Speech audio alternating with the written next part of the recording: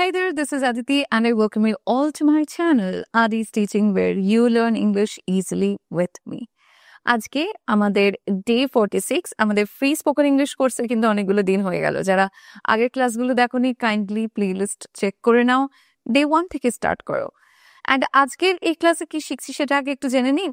আমাদের একটা কনফিউশন থাকে, ম্যাম সিন কোথায় ব্যবহার করব, সিনড কোথায় ব্যবহার করব বা সিন টু বি কোথায় ব্যবহার করব, সেটা আজকের ক্লাসে শিখতে চলেছি। আমরা কাজ করতে চলেছি সিন আর সিনডের ওপরে।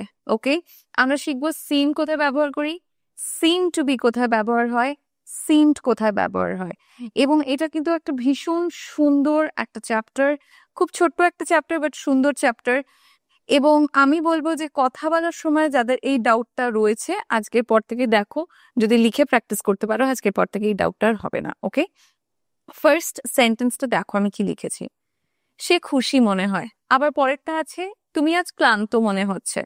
তাহলে কি দেখছি এখানে, একটা ফ্রেজ যেটা কমন সেটা হচ্ছে মনে হয় বা মনে হচ্ছে, এবং পরে প্রত্যেকটা সেন্টেন্সে আমি যেটা দেখতে পাবো সেটা এটাই যে মনে হয় বা মনে হচ্ছে কমন রয়েছে। ঠিক আছে, দেখো প্রত্যেকটা সেন্টেন্সে পরে কিন্তু এটা কমন আছে। তার মানে হচ্ছে যে সেন্টেন্সে মনে হয় বা মনে হচ্ছে রয়েছে, বলে মনে হয়, দেখে মনে হচ্ছে, সেইখানে কিন্তু আমরা সিম বা সিম টু বি ব্যবহার করব। ঠিক আছে, এবারে তোমরা তাহলে বলবে যে ম্যাম তাহলে কি সিম আর সিম টু বির মানে সেম হচ্ছে, আপনি এটাই বলছেন? হ্যাঁ, সিম আর সিম টু বির মানে সেম, একটা সাটল ডিফারেন্স রয়েছে, সেটা আমি তোমাদের বলে দিচ্ছি। বাট আপাত দৃষ্টিতে আমরা কিন্তু দেখে যেটুকু বুঝতে পারছি সেটা হলো সেন্টেন্সে সিম আর সিম টু বির ব্যবহার সেম। ওকে, একটা খুব সাটল ডিফারেন্স আছে, একটা হচ্ছে ক্যাজুয়াল, একটা হচ্ছে একটু মানে নট ক্যাজুয়াল বাট আমি বলবো লেস ফর্মাল, আর একটা হচ্ছে একটু বেশি ফর্মাল। সেটা কখন কিভাবে হচ্ছে চলো একটুখানি দেখে নি। এই সেন্টেন্সটা দেখো কি বলছি, সে খুশি মনে হয়। তো সাবজেক্টের পরে আমরা সিমের ব্যবহার করব বা সিম টু বির ব্যবহার করব। এবার সিম বা সিম টু বি কে আমরা এখানে ভার্ব হিসেবে ব্যবহার করছি, তো তাহলে যদি হি থাকে তাহলে সিম সিমস হয়ে যাবে এই জায়গাটায়। তাহলে আমি এখানে লিখবো হি সিমস হ্যাপি। তো আপনি একটু আগে বললেন যে আমরা সিমের জায়গায় সিম টু বি ব্যবহার করতে পারি, সেটা কি পারবো? হ্যাঁ পারবো। তাহলে এই সেন্টেন্সটাকে আমরা এইভাবেও লিখতে পারি, he seems to be happy. Now the question is, এই দুটো সেন্টেন্স কিরকম ভাবে আলাদা এবং দুটোর মানে সেম কিনা। দুটোর মানে সেম, এইটুকু টেনশন মাথায় আর নিতে হবে না, দুটোর মানেই সেম। সাটল ডিফারেন্সটা বুঝিয়ে দিচ্ছি, না বুঝতে পারলেও কোনো অসুবিধা নেই, যে কোনো একটা তুমি ব্যবহার করতে পারো, কোনো প্রবলেম নেই। দেখো আমি একটু সরে যাই, ফার্স্ট এরটা কি বলছে, ফার্স্ট এরটা বলছে হি সিমস হ্যাপি, তাই তো, হি সিমস হ্যাপি বলছে। তো সিম আমরা কখন ব্যবহার করি, সিম আমরা ব্যবহার করি হচ্ছে, এটা আমরা বুঝতেই পারছি না যে এই সেন্টেন্সটা প্রেজেন্ট টেন্সে রয়েছে, সিম্পল প্রেজেন্টে রয়েছে, সিমস রয়েছে, ফাইন, ওটাও কিন্তু সিম্পল প্রেজেন্টে রয়েছে, দুটো সেন্টেন্সই সিম্পল প্রেজেন্টে আছে। বাট আমরা সিম কখন ব্যবহার করছি, দেখে মনে হয় বলার সময়।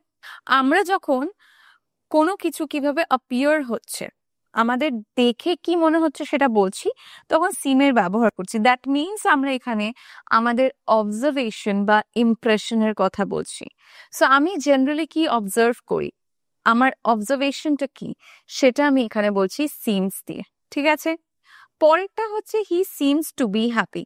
এই যে সিমস টু বির ব্যবহারটা, সিমস টু বি হচ্ছে একটা টেন্টেটিভ ইমপ্রেশন দিলাম বা আমি ওপিনিয়ন দিলাম যে এটা আমার মতামত, টেন্টেটিভ ইমপ্রেশন, এই মুহূর্তে দেখে কিছু মনে হচ্ছে, এটা আমার মতামত, আমি মনে করি এই জিনিসটা, সেটা আমরা ব্যবহার করছি, সেটা আমরা বলছি হচ্ছে সিমস টু বি দিয়ে।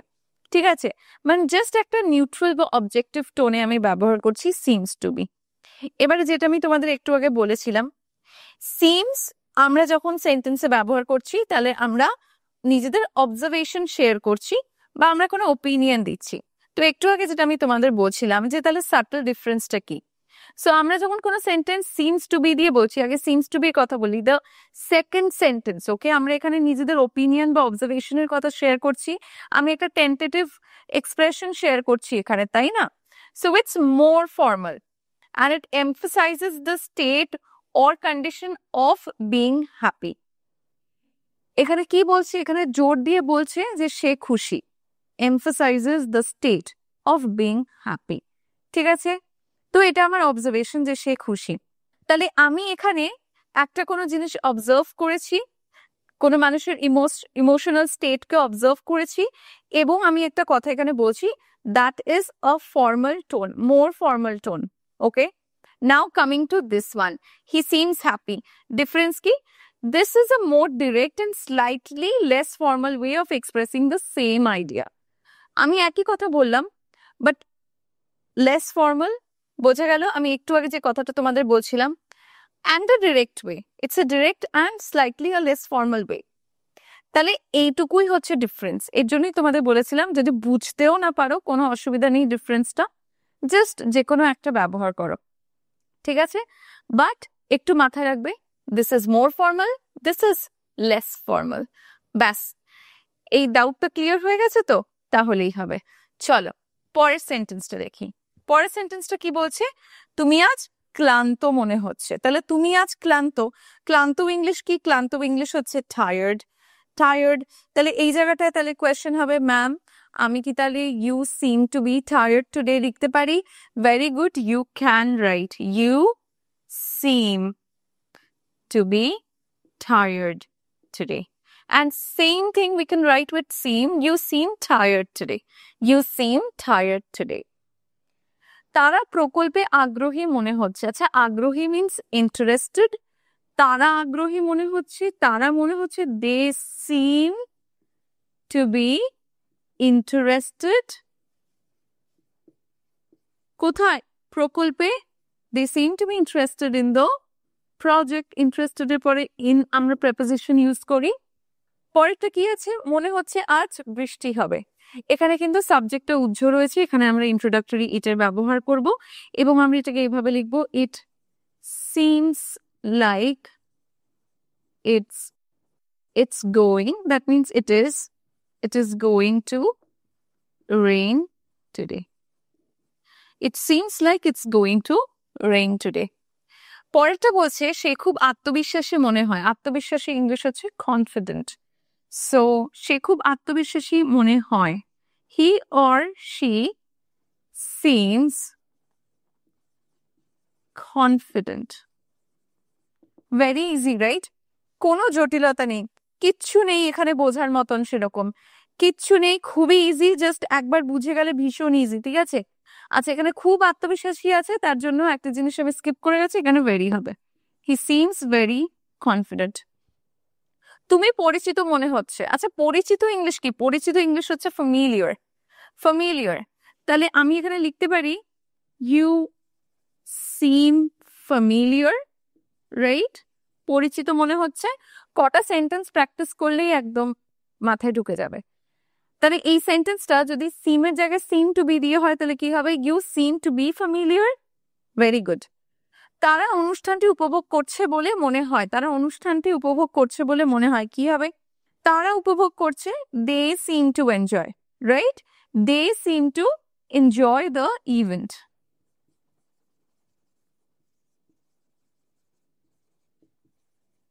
They seem to enjoy the event. এই অবধি কোনো কোয়েশ্চেন নেই, আমাদের সব ডাউট এই অবধি কিন্তু ক্লিয়ার হয়ে গেছে। খুবই ইজি ছিল, এই অবধি কিচ্ছু বোঝারই নেই, ভীষণই ইজি, এটা কিচ্ছু বোঝার নেই এখানে। এইবারে সিম অ্যান্ড সিম টু বি আমাদের ক্লিয়ার হয়ে গেছে, খালি এটুকু মাথায় রাখতে হবে থার্ড পার্সন সিঙ্গুলার হলে কিন্তু এস চলে আসছে, যেমন এখানে ইটের পরে হয়েছে, এখানে হি এর পরে হয়েছে, সিমস হয়ে গেছে। এইবারে চলো দেখি সিমড আমরা কখন ব্যবহার করি। দেখো, এটা বোঝা এখন তোমাদের জন্য আরো সহজ হয়ে যাবে।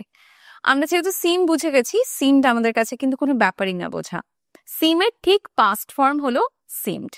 তো কোনো কিছু দেখে মনে হচ্ছে সিম বা সিম টু বি, আমরা সেই জায়গাটাতে সিমড এর ব্যবহার করব, ঠিক আছে? সিমড মানে হচ্ছে দেখে মনে হচ্ছিল, ফাইন। তাহলে তাকে গতকাল খুশি মনে হয়েছিল। হি সিমস হ্যাপি মানে তাকে খুশি দেখাচ্ছে, সে খুশি, কিন্তু মনে হয়েছিল, তাকে মনে হয়েছিল, তাকে খুশি দেখাচ্ছিল, হি সিমড হ্যাপি। কবে? হি সিমড হ্যাপি ইয়েস্টারডে। তারপর কি বলছে দেখো, তাদের ভ্রমণের পর ক্লান্ত দেখাচ্ছিল, তাদের ভ্রমণের পর ক্লান্ত দেখাচ্ছিল। They seemed tired after the trip, তাই না? ট্রিপ মানে ভ্রমণ। They seemed tired after the trip. গত সপ্তাহে আবহাওয়া সুন্দর দেখাচ্ছিল। The weather looked nice. আমরা বলতে পারি the weather looked nice, or এই সেম জায়গায় আমরা এখানে seemed এ ব্যবহার করতে পারি। The weather seemed nice গত সপ্তাহে, last week. Okay, the weather seemed nice last week. আমরা ঠিক seem R seem to be যে ডিফারেন্সটা পেয়েছি, seemed R seem to be এর মধ্যেও কিন্তু same difference. So seemed to be আর একটুখানি প্রিসাইজলি কিছু বলার জন্য ব্যবহার করি, আর একটু মোর ফর্মাল, আমাদের অবজারভেশনটা আর একটু ভালোভাবে বোঝাচ্ছি seemed to be মাধ্যমে, ঠিক আছে? তাহলে এই যে সেন্টেন্সটা the weather seemed nice last week, এই জায়গাটায় আমি কি seemed to be এর ব্যবহার করে সেন্টেন্সটা বলতে পারি? তাহলে কিভাবে বলবো? সেম ভাবে খালি seemed এর জায়গায় seemed to be ইউজ করতে হবে। the weather seemed to be nice last week. Okay, they seemed to be tired after the trip. He seemed to be happy yesterday. ঠিক এভাবে বলবো। কিছু সেন্টেন্সে সেখানে আমাদের ভার্বটা বুঝে বা অবজেক্ট বুঝে আমাদের সেই জায়গাটা একটু চেঞ্জেস লাগে করতে। তো হ্যাঁ, কিছু সেন্টেন্সে আমরা সিমকে যেরকম ভাবে একটা বাক্যে পাচ্ছি, সিম টু বি কে আমরা দেখি সিম টু বি লেখার সময় সেই সেন্টেন্সটা একটু চেঞ্জ হয়ে যায়। যেরকম একটু আগে তোমাদের দেখিয়েছিলাম একটা সেন্টেন্স যে দেখে মনে হয় যে বৃষ্টি হবে, it seems like it's going to rain, right? It seems like it's going to rain.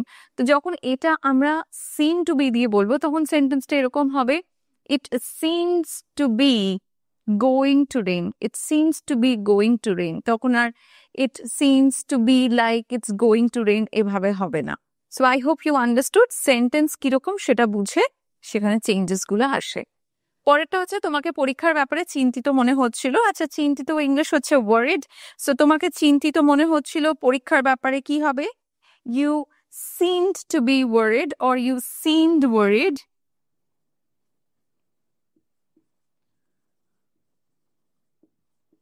Right? You seemed worried. এবারে বলছে পরীক্ষার ব্যাপারে about the exam. You seemed worried about the exam.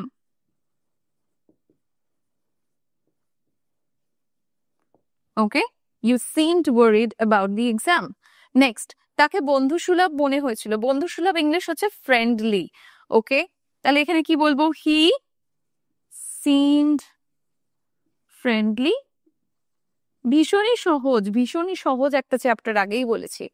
প্রকল্পটি প্রথমে নিখুঁত মনে হয়েছিল। আচ্ছা, নিখুঁত ইংলিশ কি? নিখুঁত ইংলিশ হচ্ছে ফ্ললেস, ঠিক আছে? ফ্ললেস, বা তোমরা বলতে পারো পারফেক্ট। তাহলে এই জায়গাটায় আমরা কি বলবো? প্রকল্পটি প্রথমে নিখুঁত মনে হয়েছিল। প্রজেক্ট হবে প্রকল্প ইংলিশ, তাহলে এখানে কি হবে? দ্য প্রজেক্ট সিমড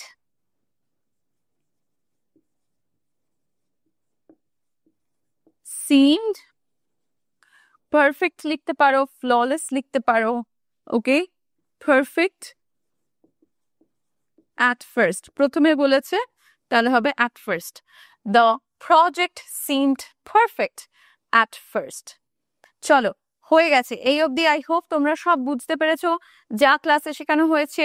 একটা ভীষণ ছোট্ট সুন্দর চ্যাপ্টার ছিল আজকে। তোমাদের সাথে আবার দেখা হচ্ছে আমার কালকে আরো একটা সুন্দর চ্যাপ্টার নিয়ে। এরকমই কিন্তু ছোট ছোট জিনিসগুলোর উপর ডাউট আমরা ক্লিয়ার করতে থাকবো। এবং এই ফ্রি কোর্সটা যারা প্রথম থেকে দেখোনি তাদের বলবো প্রথম থেকে দেখতে। আমরা এর আগেও অনেক ইম্পর্টেন্ট চ্যাপ্টার এরকম কভার করেছি। আজকের ক্লাসটা ভালো লাগলে অবশ্যই আমাকে লিখে জানাও কমেন্টে যে কেমন লাগছে। আর তার সাথে সাথে লাইক করো। আরো বাকিদের শেখানোর জন্য, তাদেরকে সাহায্য করার জন্য প্লিজ এই লেসনগুলো তাদের সাথে শেয়ার করো। দেখা হচ্ছে তোমাদের সাথে খুব তাড়াতাড়ি। Thank you so much for today.